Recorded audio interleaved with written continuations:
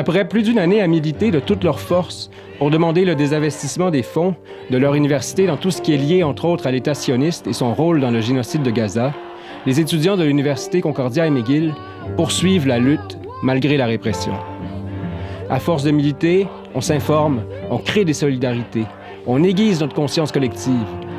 Leur discours s'affine et prend maintenant racine dans les luttes anticoloniales et anti-impérialistes des années 60, où les nations du Sud ont dû se battre pour se libérer des pays colonisateurs. Le lien entre cette époque et celle d'aujourd'hui se ressemble en ce qui a trait à la Palestine.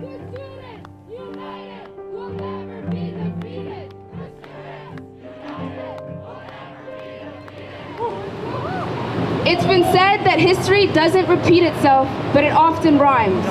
Over 5 decades later, we are in the midst of a re-emerging, militant global student movement. Palestine is our generation's political and moral compass.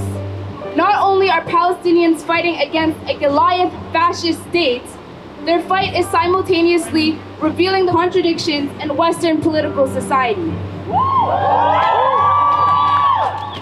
A society that claims to be a democracy with equal treatment and opportunity for all citizens. It has actually revealed itself to be an unpopular, genocidal, and white supremacist society.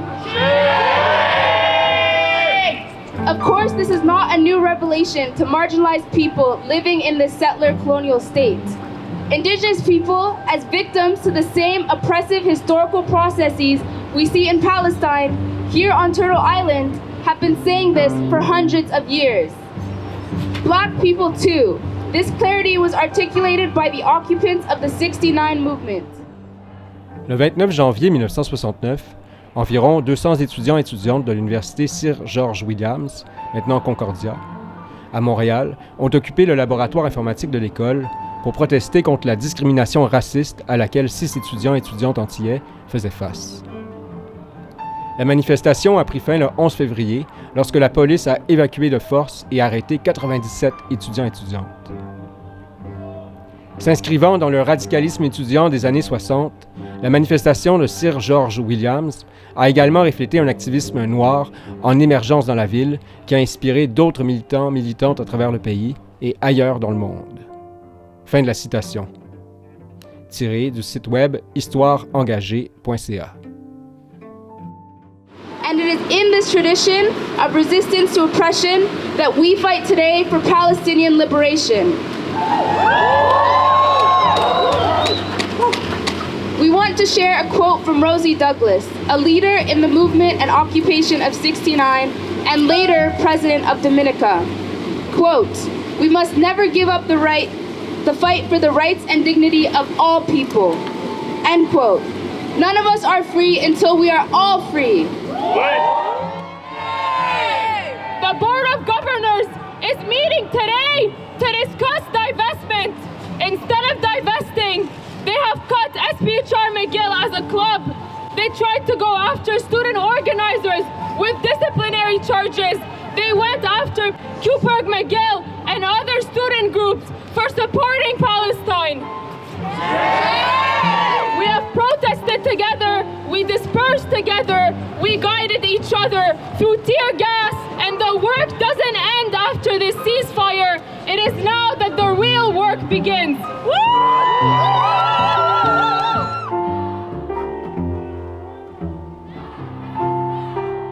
Last year, there's a really big effort to get the student society to adopt a policy to condemn the ongoing genocide in Palestine.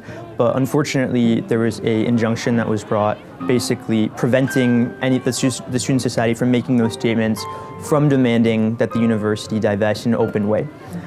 Meanwhile, students also requested to the Board of Governors, the highest authority of McGill, to divest from companies that were directly involved in Gaza, who were involved in funding the Israeli military. That was rejected. So it seems like there's a complete disconnection from the Board of Governors to the actual reality on the ground. As you mentioned, there continues to be ongoing mobilizations, ongoing efforts to combat these injunctions in court. I myself am involved heavily in those efforts to make sure that the student voice is not repressed by the interests of these powerful groups who have access to lawyers, or the people who sit on the Board of Governors who themselves have ties to these companies.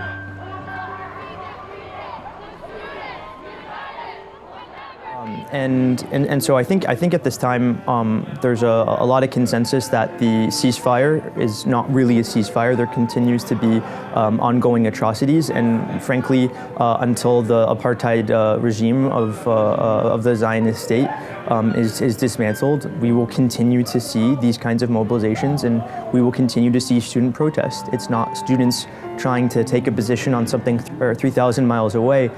We have students who come from all over the world, who come from Palestine, who come from Lebanon, and it is those students' experiences that we're keeping in mind as well. Approximativement combien d'investissements, par exemple, à McGill? I mean, the number changes depending on who you ask, but it's in the range of, I believe, 11 million to 70 million, depending on the kind of scope of what you define as kind of a military company and how direct, I guess, their involvement is. I think the pressure has to come from showing them that it is not just a financial imperative, it is actually a moral imperative. And evidence of that is when in the 1980s, the students at McGill were able to pressure the McGill administration to fully divest and fully cut ties absolutely with apartheid South Africa. It kind of had a domino effect where other universities across Canada did the same in short order. And now the university is very proud of that legacy. I think the same thing is going to happen in this case, whereas I think it's kind of inevitable given the way that the world is woken up. The occupation's natural reading. The students united will never be defeated. The students united will never be defeated.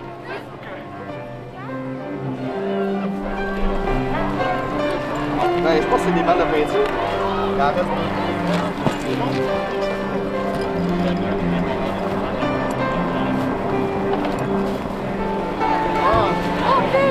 Après,